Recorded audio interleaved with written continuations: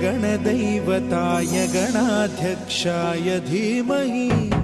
गुणशरीराय गुणमण्डिताय गुणेशानाय धीमहि गुणातीताय गुणाधीशाय गुणप्रविष्टाय धीमहि एकदन्ताय वक्रतुण्डाय गौरीतनयाय धीमहि गजेशानाय भालचन्द्राय श्रीगणेशाय